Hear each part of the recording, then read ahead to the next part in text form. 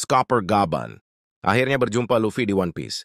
Circle 39, Gaban tampaknya siap bertarung untuk menguji Luffy. Namun muncul teori setelah wajah Gaban terlihat. Apakah Scopper Gaban adalah pria dengan luka api yang dicari oleh sosok seperti Eustace Kid dan kelompok bajak laut Kurohige? Ini analisis saya. Luka Gaban mungkin terlihat seperti api.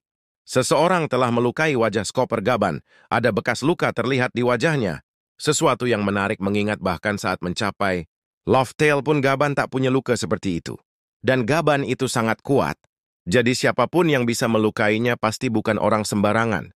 Bentuk lukanya sendiri, setidaknya yang terlihat di bab 1139, mengingatkan pada bentuk nyala api.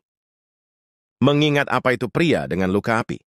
Dalam dunia One Piece, istilah pria dengan luka api merujuk pada sosok misterius yang diyakini memiliki informasi penting terkait Road Poneglyph terakhir yang merupakan kunci untuk mencapai Loftail dan menemukan One Piece. Identitas pasti dari pria ini belum terungkap secara resmi.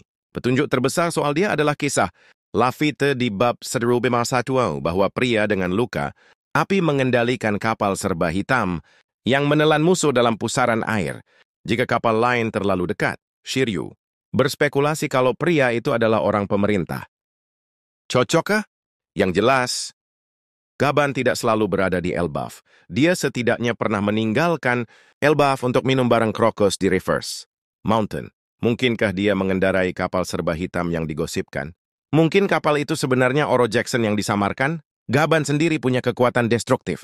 Ketika dia melindungi Roger, bukan hanya dia mengalahkan para bajak laut, kekuatannya menyebabkan ia merontokkan pepohonan di sekeliling mereka. Mungkin bisa dibayangkan jika di laut, ayunan Gaban bisa sampai menciptakan pusaran air. Selain itu, Gaban adalah salah satu anggota bajak laut Roger, Road Poneglyph. Keempat sempat mereka lihat ada di Fishman Island. Jika ada yang memindahkannya, maka mantan kru Roger seperti Gaban adalah yang paling mungkin. Namun ada yang tidak cocok. Gaban tak terasa sebagai orang pemerintah seperti asumsi Shiryu, walau memang itu sepenuhnya hanya asumsi Shiryu dan bisa saja dia sejak awal salah. Yang saya kurang cocok, saat mendengar pria dengan luka api, pria dengan luka bakar, saya menduga bekas lukanya akan lebih impresif. Bentuk luka di wajah Gaban menarik tapi terasa kecil. Bahkan bekas luka sosok terduga lain, Sao, lebih terasa ketimbang dia.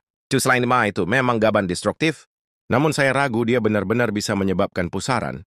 Air di laut hanya dengan kapaknya, itu beneran lebih cocok kekuatan buah iblis. Dan sejauh yang kita ketahui selain Bugi, serta Bullet yang gak kanon, tak ada orang di kelompok Roger makan buah iblis. Kecuali ada kekuatan Gaban yang kita belum ketahui. Beberapa sosok diduga pria dengan luka api sejauh ini. Di bab 1051, Kuzan yang punya bekas luka terbakar, gara-gara Sakazuki sudah didiskualifikasi dari dugaan. Lukanya masih terlalu baru, menandakan pria dengan luka, tapi sudah lama berkeliaran. Saul dan Gaban memang sudah berkeliaran lebih lama.